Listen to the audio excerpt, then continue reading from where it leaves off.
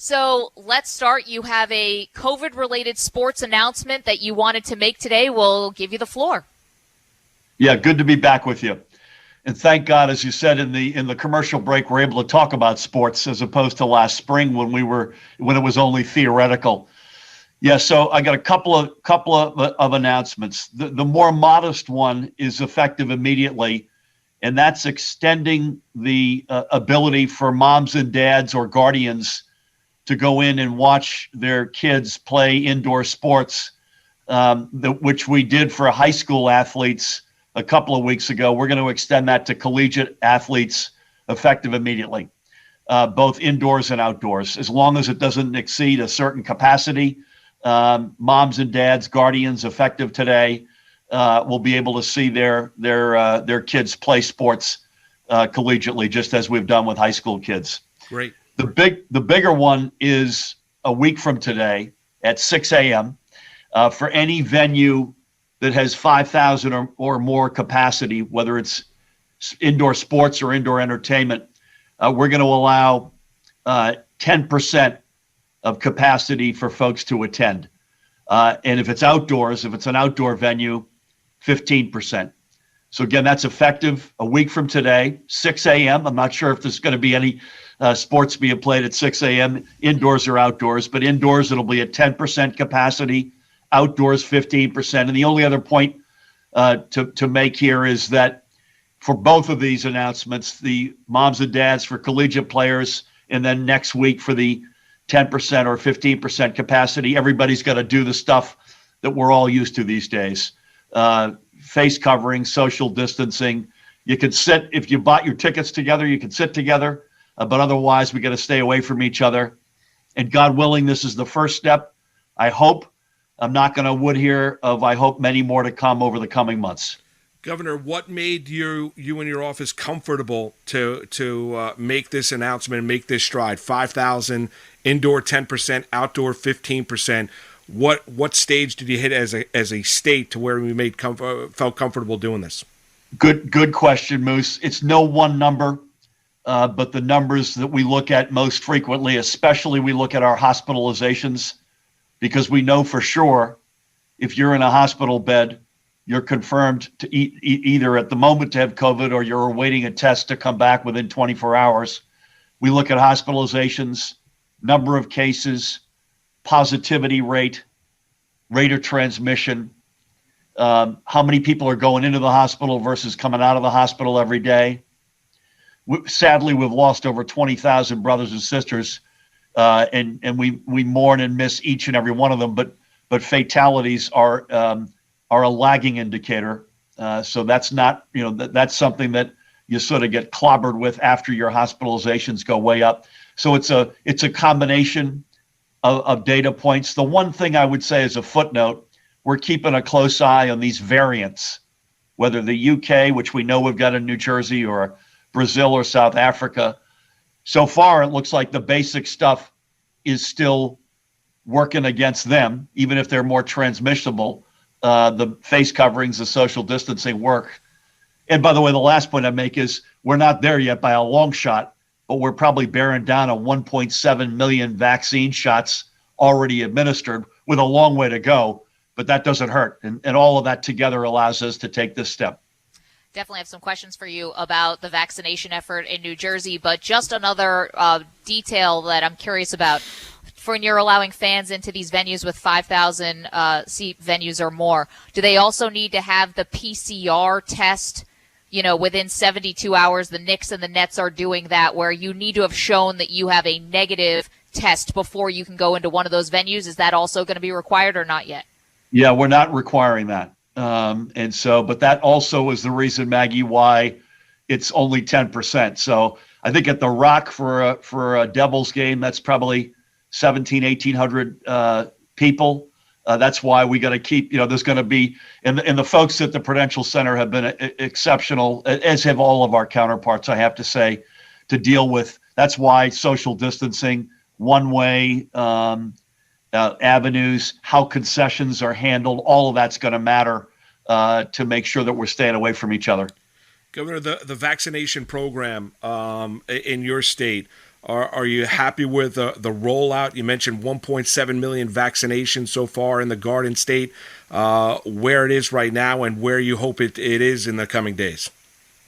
Not satisfied, period. But that's largely due to the fact that the feds have not had the supply that the last federal administration implied that they would have. The Biden team are doing an incredibly good job at moving that needle in the right direction, but it's going to take a while. What we decided to do was build out, frankly, probably as massive per capita a distribution system as any state in America under the, I'll use a sports analogy, under the theory, if you build it, they will come. And the they in this case are vaccine doses. So we've got about 300 locations so that when we do get the supply, and again, the Biden team, to their credit, have been increasing it slowly but surely.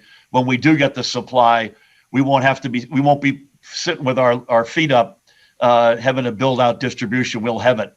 But it's not where it needs to be yet. But I have to say at the same time, it's the most complex distribution and manufacturing undertaking in the history of our country. So the fact that we're at 1.7 is, clearly an accomplishment. We'll get there, which is not as fast as we'd like.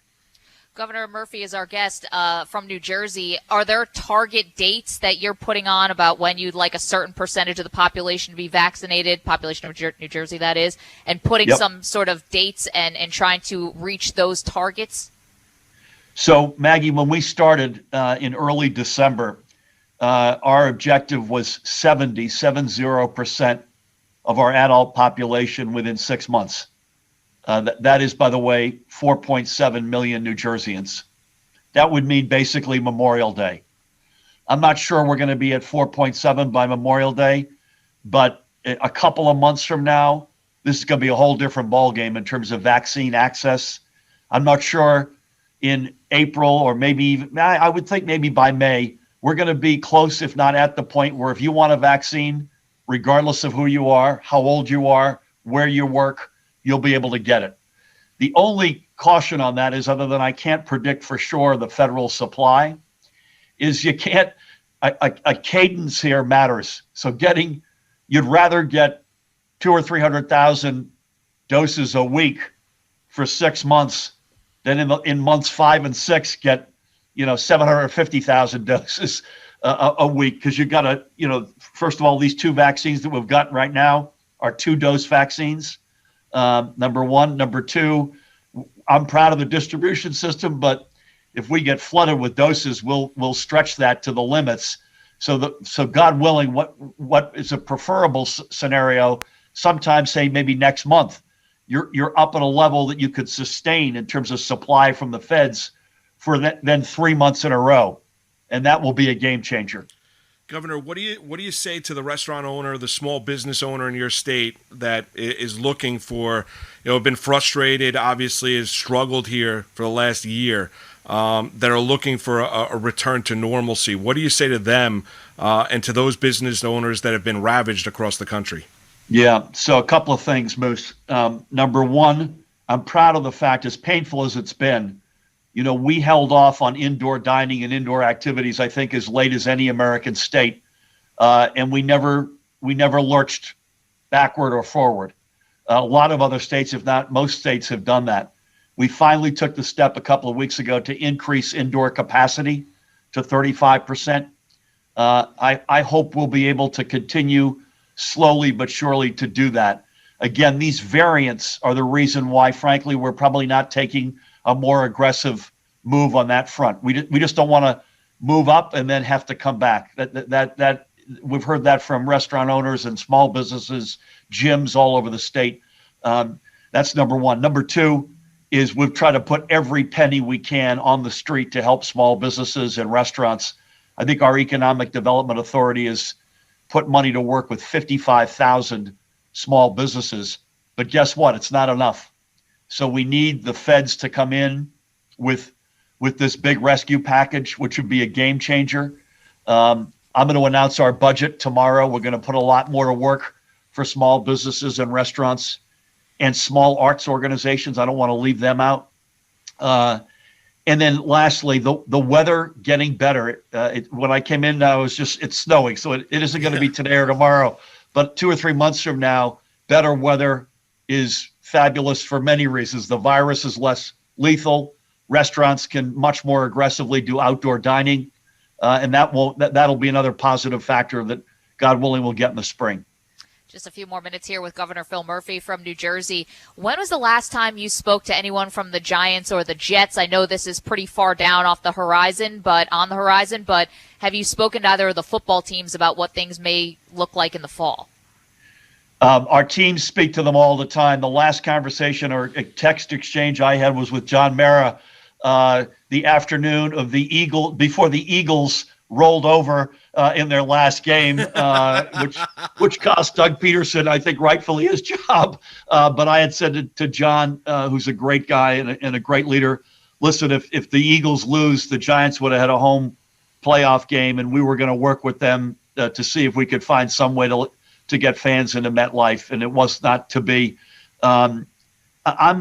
Listen, if things go the way I've just suggested, in terms of the pandemic, I'll be shocked if we're not at a higher level of capacity for Jets, Giants, Rutgers football, you name it, as we get into the summer and fall. God knows we need it. We the mental health reasons for the participants, for those of us who love sports and watching it, an outlet.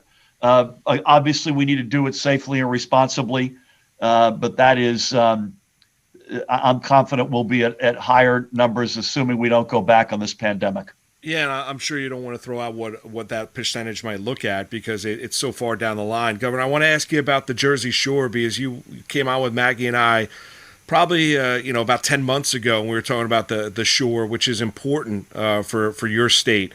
What do you think the look and the feel, best case scenario is for the Jersey Shore this summer? I think it's a good one, Moose. I have to say, keep them in your prayers, not just because of the pandemic. As if this weren't bad enough, Mother Nature clobbered a bunch of these communities. Ask Mayor Bill Curtis in Bayhead, where they just literally the dunes got washed out to sea. So we're working with the feds. We're putting some more of our own money in. So that's one thing we want to get at, and we've been at from moment one to hopefully get the beaches restored by Memorial Day. I think it's a decent outlook, Moose. I really believe you combine better weather with increased capacities, vaccination shots, which I'm not sure it'll be 4.7 million New Jerseyans exactly by Memorial Day, but I can tell you this, there will be millions of New Jerseyans who will have had a vaccine shot. And I think that combination bodes well for the shore. And God knows they could use it and we could use it as a state. It's not just a gem in our state, it's an American gem, and they deserve a great summer. Governor Murphy, final one for me. You mentioned the $1.9 trillion, package that President Biden is trying to push through now. If that doesn't get pushed through, what would be the impact on New Jersey? That'd be devastating. I mean, I don't want to be melodramatic, but first of all, it's got state and local aid. And that aid, we need that aid to keep frontline workers delivering the services that we desperately need. So that's police, fire, educators, healthcare, EMS, devastating at that level. Unemployed, we've had 2 million people file at least a first-time claim in the past 12 months. They need help desperately. Small businesses, restaurants we talked about, transit systems, hospital systems. It'd be, I think, a near catastrophe. And I think people understand that. I have to say, Maggie, I think people get that, which is why I'm optimistic we will get it.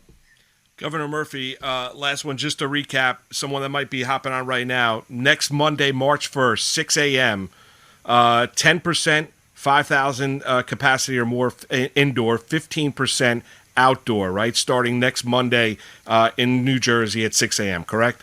You got it exactly right, and everybody's got to do the right things when they're at those venues: face covering, social distancing, etc. And of course, effective immediately.